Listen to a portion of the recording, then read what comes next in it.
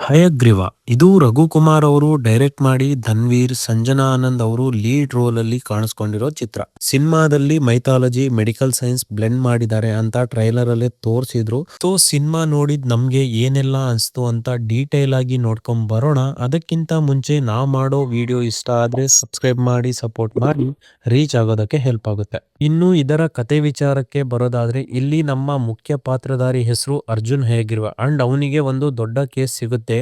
ಸಾಲು ಸಾಲಾಗಿ ಮರ್ಡರ್ಗಳು ನಡೀತಿರ್ತವೆ. ಸೊ ಇದೆಲ್ಲ ಮಾಡ್ತಿರೋದು ಯಾರು ಅಂತ ನೀವು ಸಿನಿಮಾ ನೋಡಿನೇ ತಿಳ್ಕೊಬೇಕು.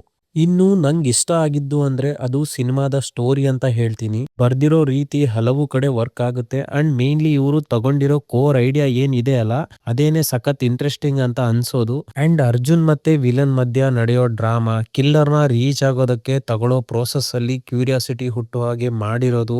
ಕೊನೆವರೆಗೂ ಹೇಳ್ಕೊಂಡು ಹೋಗ್ತಾರೆ. ಎಸ್ಪೆಷಲಿ ಸೆಕೆಂಡ್ ಹಾಫ್ ಇಲ್ಲಿಂದ ಥ್ರಿಲ್ಲರ್ ಎಲಿಮೆಂಟ್ಸ್ ಜಾಸ್ತಿ ಆಗ್ತವೆ ಅಂಡ್ ಇನ್ವೆಸ್ಟಿಗೇಷನ್ ಪ್ರೋಸೆಸ್ ಸ್ಪೀಡ್ ಆಗುತ್ತೆ, which was A smart move ಅಂತ ಹೇಳ್ತೀನಿ. ಅಂಡ್ ಥ್ರಿಲ್ಲರ್ ಗೆ ಇವು ತುಂಬಾ ಇಂಪ್ಯಾಕ್ಟ್ ಮಾಡ್ತವೆ. ಸಿನಿಮಾದಲ್ಲಿ ಹೀರೋಗೆ ಚಾಲೆಂಜಸ್ ಜಾಸ್ತಿ ಇದ್ವು, ಯಾವ್ದು ಕೂಡ ಅಷ್ಟು ಈಸಿಯಾಗಿ ಸಿಗೋದಿಲ್ಲ ಅಂಡ್ ಈ ತರ ಇದ್ರೇನೆ ಆಡಿಯನ್ಸ್ ಗೆ ಕನೆಕ್ಟ್ ಆಗೋದು. ಅದು ಇಲ್ಲಿ ವರ್ಕ್ ಆಗಿದೆ ಅಂತಾನೆ ಹೇಳ್ತೀನಿ.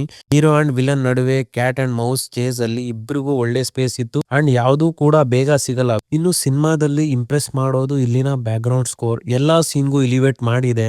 ಇನ್ನು ಪರ್ಫಾರ್ಮೆನ್ಸಸ್ ಕಡೆ ಬಂದ್ರೆ ಲೀಡ್ ರೋಲ್ ಧನ್ವೀರ್ ಅವರ performance and screen presence solid ಆಗಿತ್ತು. ಸ್ಕ್ರೀನ್ ಟೈಮ್ ಜಾಸ್ತಿ ಸಿಕ್ಕಿದೆ ಅಂಡ್ ಅದನ್ನ ಚೆನ್ನಾಗಿ ಹ್ಯಾಂಡಲ್ ಕೂಡ ಮಾಡಿದ್ದಾರೆ.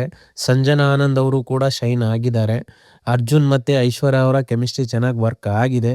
ಇನ್ನು ಇಲ್ಲಿರೋ ವಿಲನ್ ರೋಲ್ಗೆ ಮಾಡಿರೋ ಡಿಸೈನ್ ತುಂಬಾ ಇಂಪ್ಯಾಕ್ಟ್ಫುಲ್ ಆಗಿದೆ. ಹೀರೋಗೆ ಒಳ್ಳೆ ಆಪೋನೆಂಟ್ ಅಂತ ಅನ್ಸೋದು ಸುಳ್ಳಲ್ಲ. ಅಂಡ್ ಉಳಿದಿರೋ ಎಲ್ಲಾ ಕ್ಯಾರೆಕ್ಟರ್ಸ್ ಡೀಸೆಂಟ್ ಆಗಿ ಕಾಣಿಸ್ಕೊಂಡಿದ್ದಾರೆ. ಇನ್ನು ಸಿನಿಮಾದಲ್ಲಿ ನಂಗೆ ಇಷ್ಟ ಆಗದೆ ಇರೋದಂದ್ರೆ ಅದು ಫಸ್ಟ್ ಹಾಫ್ ನರೇಶನ್ ಇನ್ನು ಸ್ವಲ್ಪ ಬೆಟರ್ ಆಗ್ಬೋದಿತ್ತು. Flash back scenes, love story scenes ಕಾಟ ಕೊಟ್ಟಿದೆ ಅಂಡ್ ಮೈಥಾಲಜಿ ಪೋರ್ಷನ್ ಅಷ್ಟೊಂದಾಗಿ ಕನೆಕ್ಟ್ ಆಗೋದಿಲ್ಲ. ಕೆಲವೊಂದು ಕಡೆ ರೋಟಿನ್ ಅಪ್ರೋಚ್ ಅಂತ ಫೀಲ್ ಕೂಡ ಬರುತ್ತೆ. ಕ್ಲೈಮ್ಯಾಕ್ಸ್ ಅಲ್ಲೇನೋ ಅದಕ್ಕೆ ಕನ್ಕ್ಲೂಷನ್ ಕೊಟ್ಟಿದ್ದಾರೆ, ಬಟ್ ಅದು ಅಷ್ಟೊಂದಾಗಿ ಇಂಪ್ಯಾಕ್ಟ್ ಮಾಡಲ್ಲ. ಸೊ ಓವರ್ ಆಲ್ ಆಗಿ ಹೇಳ್ಬೇಕು ಅಂದ್ರೆ ಇಟ್ಸ್ ಅನ್ ಎಂಗೇಜಿಂಗ್ ವಾಚ್ ಅಂತ ಹೇಳ್ತೀನಿ. ಒಂದು ಮಿಸ್ಟ್ರಿ ಥ್ರಿಲ್ಲರ್ ಲವರ್ಸ್ಗೆ ಡಿಫ್ರೆಂಟ್ ಟೈಪ್ಸ್ ಆಫ್ ಕೊಲೆಗಳ ಪ್ಯಾಟರ್ನ್ ನೋಡೋದಕ್ಕೆ ಸಿಗುತ್ತೆ. ಇನ್ನು ನೀವೇನಾದ್ರೂ ಸಿನಿಮಾ ನೋಡಿದ್ರೆ ನಿಮ್ಗೆ ಏನ್ ಅನ್ಸ್ತು ಅಂತ ಖಂಡಿತ ಕಮೆಂಟ್ ಅಲ್ಲಿ ತಿಳಿಸಿ ಅಂತ ಹೇಳ್ತಾ ಸಿಗುವ.